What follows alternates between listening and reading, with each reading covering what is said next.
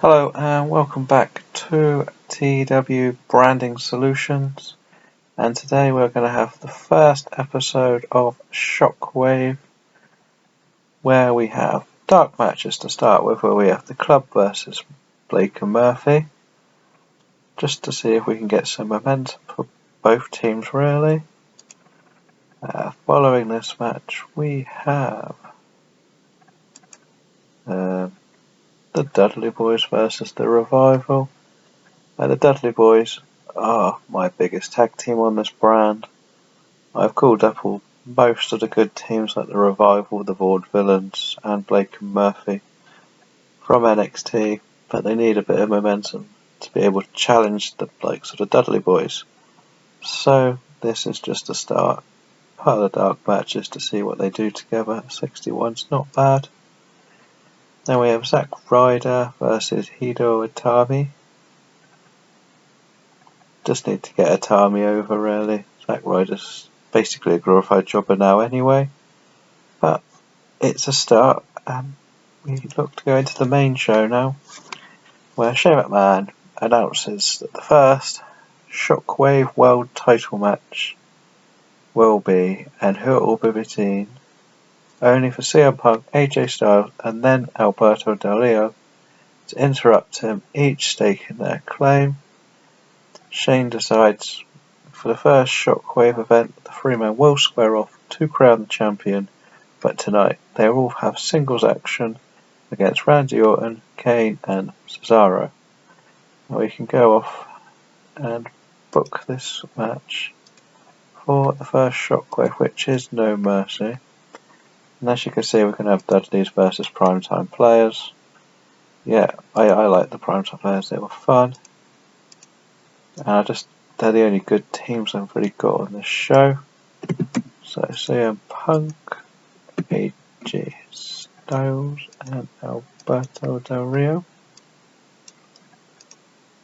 I actually don't know who's going to win out of those. I haven't made up my mind yet. But continuing on the show, we start with Alberto Del Rio versus Cesaro. Both having reasonably good in-ring action, but Del Rio picks up the win, needs momentum, main event, etc. But afterwards, Austin Aries comes out and attacks Cesaro, building up more of the European title storyline. We get to see CM Punk cut a promo while facing Kane. Very good rating of 78 for someone good on the mic. We move on to try and push the Young Bucks over the Lucha Dragons. We need to push these Bucks to the next level. They will probably be the most dominant of my tag teams long term, once I've given the Dudley Boys a little run with the title. We're starting a little storyline where we have the Vaudevillains, Blake and Murphy and the Revival arguing backstage about who is the best from NXT, as I believe they're all former champions, and Sting decides to book a three-way tag team match for the pay-per-view, with the winner becoming the number one contender to whoever wins at No Mercy. This does seem like a slightly over-the-top match to be doing early on, but these three teams need so much work just to get them to this next level. They aren't the best or most interesting. Well, they could be incredible in the ring. The Revival, those matches with American Alpha have been amazing, and the Vaudevillains have actually done quite well up against the New Day. So they just need the pushing to get to that level. So we'll see where that one goes.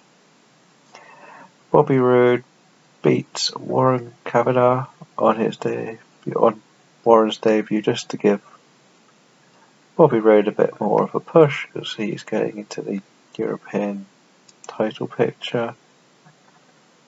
Again, another match just to push a team. The Primetime Players beat Breedango, which I think is probably wrong, but we don't care because they're just the jobbers for this. And post-match, the Dudley boys attack primetime players and put them through a table, because that's what the Dudley boys are best at. We move on to Shinsuke Nakamura versus Austin Aries, which just they didn't click. I saw NXT at the end and they did click. I'm not impressed with this. Austin Aries picked up the win because Itami distracted Nakamura. I'm doing a storyline where they're both coming in from NXT, from Japan, and they want to prove who is the best, which I'm hoping will eventually lead to them becoming a tag team or a unit of some sort. But at the moment, Nakamura's the face, Itami's the heel. We're going to go with this for a couple of months to see where it goes. Randy Orton cuts a promo on Kane, wondering why he viciously attacked him last week, and warning him about how if you poke the Viper, he will react. AJ Styles beat Randy Orton even after Kane distracted Orton. Obviously this is just to try and push AJ a little bit more because he's not rated the best on this version, this mod. So I believe having the Deadliest Predator in the middle of this gives AJ a win and gets some heat on the Kane Orton storyline. Brock Lesnar's just pumping up Brock Lesnar, Paul Heyman even. Just he's on this show. I haven't got anything planned for him. Let's just keep him relevant and some ratings high around him. Oh God, CM Punk defeats Kane. It's a terrible rating for a main event. Thought it would have been higher. Never mind. Post-match, Randy Orton gets his revenge on Kane by attacking him this time. And this rivalry is really heating up. To end the show, we got 73. Actually, a lot better than I thought it would be. But we're still here, we're still going. We'll come back to the main screen and see how things are looking. And we're back at the main screen where we have some news to read. So let's see what's happening. Heath Slater doesn't like his push, neither does Anderson, neither does Rude. Nick. Tyler Breeze doesn't like losing. Shockwave has weak rating, but it will be changing over time. The newest show. Let's just quickly do these. Heath Slater is classed as a lower mid-card. Put a mid-card. I do need to push a few more people on the Raw brand. I don't have an issue with that. Carl Anderson, obviously, I thought should have been mid-card anyway, but that's where the auto thing has put him. Bobby Roode was the same. He said that was his ideal. I thought he would be upper mid-card. I'm not going to question that one. And who was the last one? Nick Jackson. Yep, for some reason Nick Jackson put as an opener. We all know he's more a lower mid-card, I would imagine. Yep.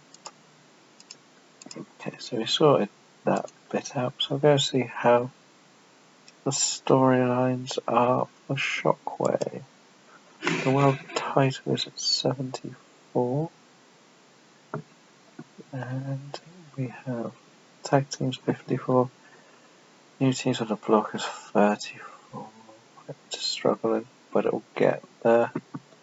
The European is 55, could be worse. And the Deadliest Predator is 78.